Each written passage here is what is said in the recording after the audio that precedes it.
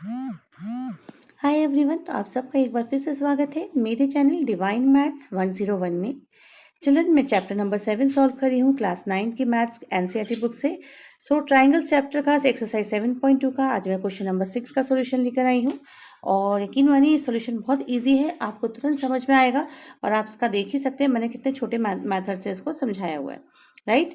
अच्छा, इसके अलावा मैंने चैप्टर नंबर 6 के भी सारे क्वेश्चंस अपलोड किए हुए हैं और बहुत सारे इजी ट्रिक्स हैं जो आपके बहुत काम आएंगी। चैप्टर 1 से रिलेटेड भी, जो रैशनल इरेशनल नंबर है उससे रिलेटेड भी है। तो please browse and like my channel और प्लीज़ सब्सक्राइब कीजिए। और अगर कोई प्रॉब्लम है आप कमेंट करके मुझे बता सकते हैं। तो चलिए अब इस क्वेश्चन पे चलते हैं। चलिए, triangle A B C is an isosceles triangle. अच्छा देखो, ये हर बार आइसोसेलेस ट्राइंगल देखिए हमारी बहुत बड़ी प्रॉब्लम सॉर्ट आउट कर देते हैं। और एक्चुअली एक्सरसाइज 7.2 है ना, वो पूरे आइसोसेलेस ट्राइंगल पर ही बेस्ड है। बट क्वेश्चन 5 और क्वेश्चन 6 जो है वो दोनों जो है वो कॉन्वेंसी रूल से नहीं हो रहे, और उसके बाद वाले क्वेश्चंस भी। ठीक है, बाकी सारे रूल जो है ना हमने कॉन्वेंसी रूल से सॉल्व किए थे, बाकी जो क्वेश्चंस हैं यानी 1 to 4 तक के। तो चलिए आगे बढ़ते हैं। इसमें लिखा है आइसोसेलेस ट्राइंगल यानी कि ए बी इक्वल्स टू ए सी। देखिए ये सिर्फ छोटा सा है ना, ये आइसोसेलेस ट्राइंगल दे रखा है हमें। ठीक है, ये जो है ये तो बाय कंस्ट्रक्शन आया, उन्होंने कहा कि बी ए को प्रोड्यूस डी तक कर दिया, ये देखिए। और इस तरीके से किया कि ये वाली साइड और ये वाली साइड दोनों कैसी हो गई, इक्वल। यहाँ मेंशन किया उन्होंने। ठीक है, बस जो ये लिखा है हमने वही लिखा, हमने कुछ भी एक्स्ट्रा नहीं किया। और इस तरीके से इसको ज्वाइन करने के बाद जो ये ट्राइंगल बनता है उस हिसाब से उन्होंने कहा कि ये जो एंगल है वो बी सी डी है, जो राइट एंगल है। यानी कुल मिला के हमें राइट एंगल ट्राइंगल बताना है, यानी एंगल 90 डिग्री प्रूफ करना है। ठीक है, तो चलिए चिल्ड्रन, जैसा कि मैं हमेशा वीडियो में बोलती हूँ कि गिवन लिखना चाहिए, गिवन के मार्क्स होते हैं, टू प्रूफ सॉल्यूशन यहाँ तक पहुँचने के मार्क्स होते हैं। और उसके लिए कुछ नहीं, ये जो लाइंस है ना इन्हीं में से आपको देख के लिखना है, नथिंग एल्स। तो यही लिखना है, triangle A B C is an isosceles triangle.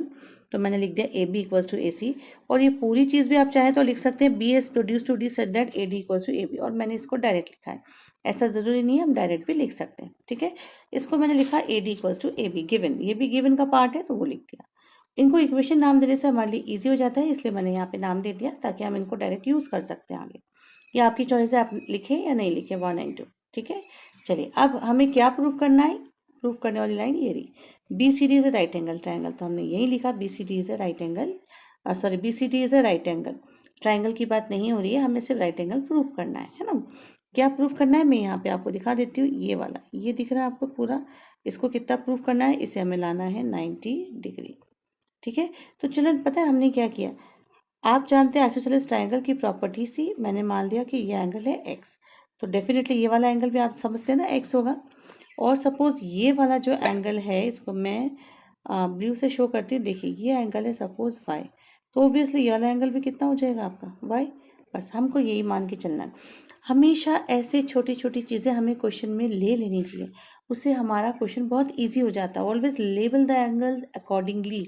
उसमें आपको जैसे एंगल 1 2 3 4 नेम दे सकते हैं, या एक्स वाई जेड जो आपको लगता है वो नाम दे सकते हैं।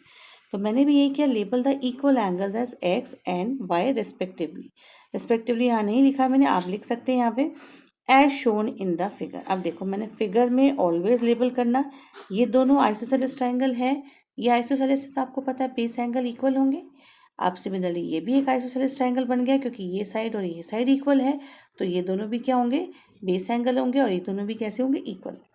आपके दिमाग में बात आई गई होगी, क्योंकि ये एंगल इसके इक्वल है, साइड्स भी इक्वल है, तो डेफिनेटली ये भी हो सकता है कि इक्वल हो, पर ये ज़रूरी नहीं है। तो इसलिए इसको हमें अलग एंगल लेकर चलना चाहिए। ठीक है, चलिए अब हमने क्या कहा, हमने सिर्फ एक स्टेप लिया, लेबल करने के बाद हमने ट्राइंगल का स्टेप फॉलो किया, क्योंकि और कुछ समझ में नहीं आ रहा तो हमने इस पूरे ट्राइंगल में एंगल सम प्रॉपर्टी ही यूज़ कर ली। ठीक है, एंगल सम प्रॉपर्टी क्या है, तीनों का टोटल कितना होगा, 180। तो हमने यही कहा कि now sum of all angles in a triangle is 180 degree, so consider triangle B C D. और इसके हिसाब से मैंने सबका टोटल लिख दिया। ये देखो angle B, this is angle C, इन दोनों का टोटल एंगल है, सो एक्स और वाई का टोटल दिख रहा है ना, ये सी पूरा देखो, एक्स प्लस वाई और एंगल वाई, इनका टोटल कितना है, 180 डिग्री। अच्छा, 2 टाइम्स एक्स है 2 टाइम्स वाई है, ऐड कर दिया। अभी 2 को कॉमन को बाहर निकाल दिया। आपको पता ना ऐसे ये सॉल्व करने का स्टेप होता है बेटा, इसको कॉमनली बाहर निकाल देते हैं। ये दोनों में से एक्स से 2 जो है इसमें भी कॉमन है, 2 इसमें भी है, तो हम ब्रैकेट लगा के इस 2 को बाहर लिख सकते हैं। ठीक है, इसको बाहर लिखने के बाद अब दोनों साइड 2 से हमने डिवाइड दे दिया। यहाँ डिवाइड देने का मतलब या तो आप ये भी समझ सकते हैं कि ये 180 के नीचे आया तो 180 को नीचे आने पे इसमें डिवाइड में आया और इसकी वैल्यू कितनी आ चुकी है 90 डिग्री, वो लिखा है।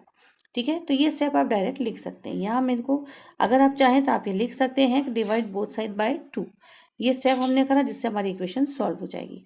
वैसे मेरे ख्याल से 100% आपने 8th क्लास के अंदर और 7th में स्टेप्स जरूर फॉलो किए होंगे, तो आपको इसमें प्रॉब्लम नहीं आएगी। हाँ, सिर्फ ये जो फैक्टर बाहर लिखते हैं इसमें दिक्कत आ सकती है, तो ये ध्यान रखना कि ये एक ही बार लिखा जाएगा।